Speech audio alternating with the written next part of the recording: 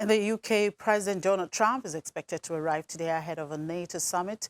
His trip to London comes at a hypersensitive time in UK politics, with just 10 days to go before Britain's head to the ballot box. Well, let's see how London is preparing to receive him. Let's talk to Juliana. Hello, Juliana. Good afternoon to you. A beautiful week. Good afternoon, Chimmy. So what body language are you getting from the UK authorities and the markets ahead of Trump's arrival in the UK? Or is he there already? He isn't here. I think he's due to take off. And as you said, Chimmy, there are just 10 days to go until UK citizens decide who they want to take over the government. And I've got to say, you know, this Trump visit is being very much played down by Boris Johnson and the government. Of course, we had that horrific terror attack on Friday, and the mood has definitely changed in the campaign trail.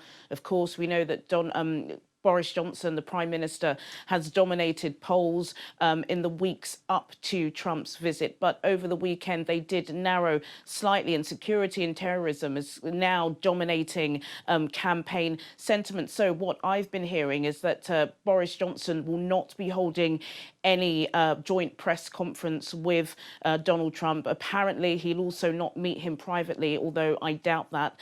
This is a really big NATO meeting. Of course, they're celebrating their 70th year this year. There are tensions between Turkey and America, tensions between President Emmanuel Macron and America, and of course, Germany over just how much they put in towards NATO. So there's lots of tensions going on, but in the UK, Donald Trump's visit is being downplayed, and he did call the London mayor a stone-cold loser before he came last year, and the mayor has just been commemorating those victims on Friday. Anyway, let's have a look quickly at the numbers at intraday. The FTSE All-Share is up 0.39%, the FTSE 100 is up 0.52%, and the FTSE 250 is down 0.13%. In currencies, the British pound down again on the US dollar by 0.24%, down on the euro by 0.22%, and down on the Japanese yen by 0.16%, Chimmy.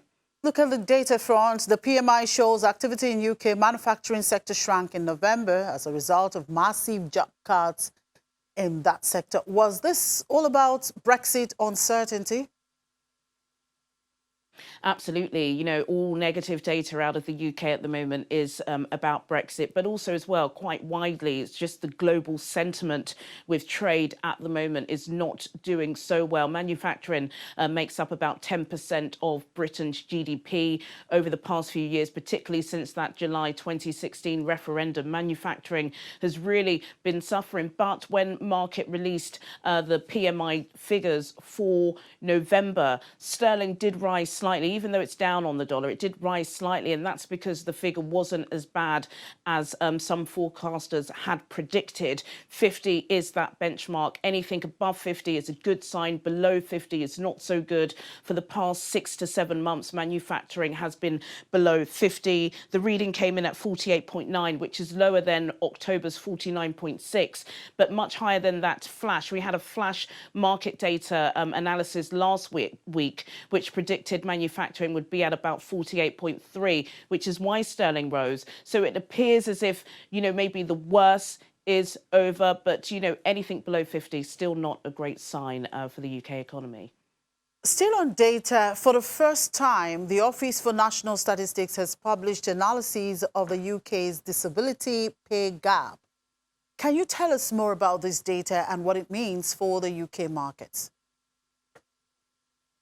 Well, sadly, it doesn't mean much, but it definitely, you know, breathes some fresh air and some new light into just how disabled people in the United Kingdom are being treated unfairly. There had always been reports that, you know, in the workplace, they're not there, they're not visible, you can't see them as much. And also as well, their lives are not made easier because there aren't facilities that help them walk about and get to their places of work. So what this data is showing us is that employers across the UK pay their non-disabled staff 12.5% more than their disabled staff. When you get to London, this gap widens 15%. They're paid 15% less in London. Scotland is the country within the country that is a lot more fairer. The figure goes down to 8%. And really what the Office for National Statistics are trying to do is show the incoming government that this needs to change. Of course, disability